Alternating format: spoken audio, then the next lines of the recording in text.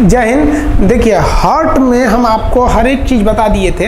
Heart की जांच जो की जाती है वो ईसीजी के द्वारा की जाती है, इलेक्ट्रोकार्डियोग्राफी। ईसीजी का फुल फॉर्म होता है इलेक्ट्रोकार्डियोग्राफी ईसीजी। ईसीजी के लिए शरीर पर 12 अलग अलग जगहों पे लीड लगाए जाते हैं, जिसे हम लोग ईसीजी लीड्स कहते हैं। समझ में आया? अब देखिए, इसका एक तो ग्राफ बनता है। उस ग्राफ में ना बड़ा क्या चीज़ देखा जाता है, तो उसको बोलते हैं PQRST ग्राफ।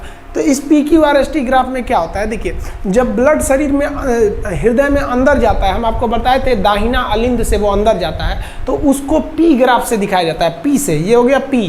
अगर ये P ज़्यादा बढ़ गया तो भी दिक्कत है, कम है तो भी दिक्कत है। तो ये जब जैसे शरीर ब्लड हार्ट में एंट्री करता है उसको दिखाता है P, और उसके बाद की जितनी क्रिया है वो नीले में गया, फिर वहाँ से पंप हुआ, ये सारी क्रियाओं को QRS द्वारा दिखाया जाता है। इसलिए इसे QRS कॉम्प्लेक्स भी कहते हैं कि ये जो होता है ना, दिल के पंप करने को दर्शा रहा होता है।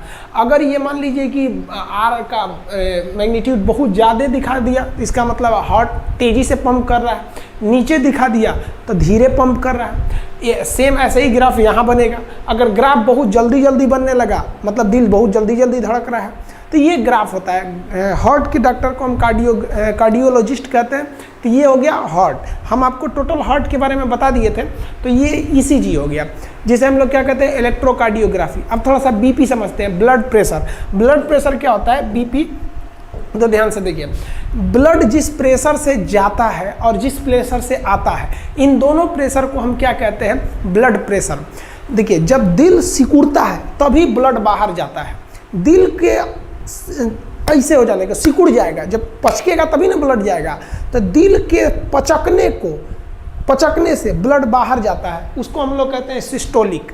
यानी जितने प्रेशर से गया उसे क्या कहते हैं, सिस्टोलिक। और लौट के कितना से आ रहा है, डायस्टोलिक।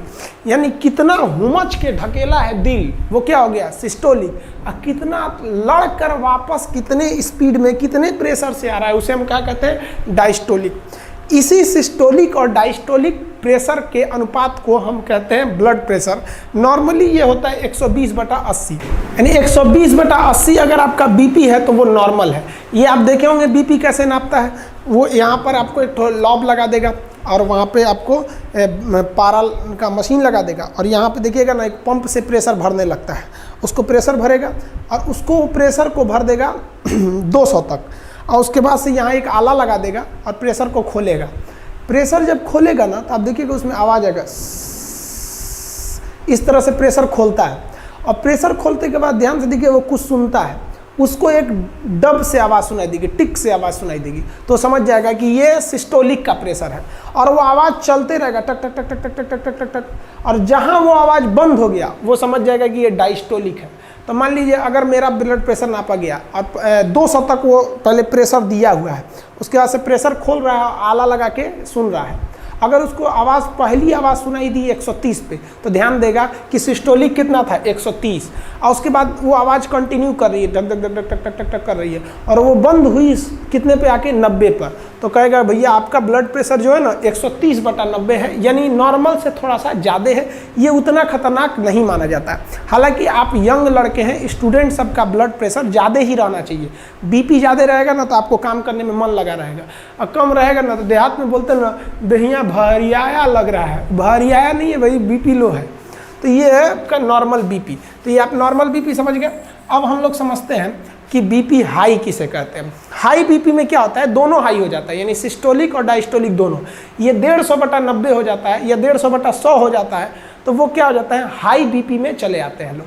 हाई बीपी को हम हाइपर टेंशन भी कहते हैं। बीपी हाई हो जाना भी खराब चीज़ होता है, उसमें भी बहुत ज़्यादा बीपी बढ़ जाता है, हार्ट वगैरह पे इफेक्ट पड़ता है उसका। प्रेशर ज़्यादा हो जाएगा तो हार्ट अटैक का खतरा हो जाता है। और अगर लो बीपी यानी लो ब्लड प्रेशर देखेंगे तो ये 120/80 से घट के कितना हो जाता है, 100/60 हो जाता है। लो बीपी भी खराब चीज़ है। बीपी अगर लो हो जाएगा तो भी दिक्कत है, आप भद गिरिएगा, कहीं खड़ा रहेंगे ऐसे गिर जाएंगे जहाँ तहाँ।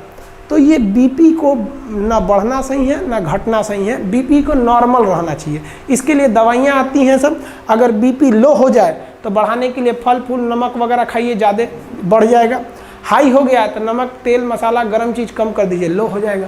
तो तो ये दवा और मेडिकल पे दवाइयाँ भी अवेलेबल रहती हैं बीपी को कंट्रोल करने के लिए। हाँ, बीपी को कंट्रोल करने का घरेलू उपाय भी क्या है? घरेलू उपाय समझिए। मान लीजिए कि अगर आपका बीपी बहुत बढ़ गया है और आप चाहते हैं बीपी को घटाएं, तो आप अपनी साली से बात कीजिए। साली से बात करेंगे ना तो बढ़ा हुआ बीपी ऑटोमेटिक लो हो जाएगा। और अगर आपका बीपी बहुत लो हो गया है और आप चाहते हैं इस बीपी को बढ़ाएं, तब आप अपनी घर वाली से बात कीजिए। 10 मिनट बात करेंगे ना, आपका लो बीपी को हाई कर देंगे। समझ गया? तो ये घरेलू उपाय भी है, आप इसको भी आजमा सकते हैं। नहीं तो आप दवा खाएंगे। तो ये आप बीपी और ईसीजी समझ में आ गया आप लोग को। उम्मीद करते हैं ये समझ में आ गया होगा। नेक्स्ट हम आपको बॉटनी में भी कुछ चैप्टर को क्लियर कर देंगे। तब तक आप इसका स्क्रीनशॉट लेना चाहें तो ले सकते हैं।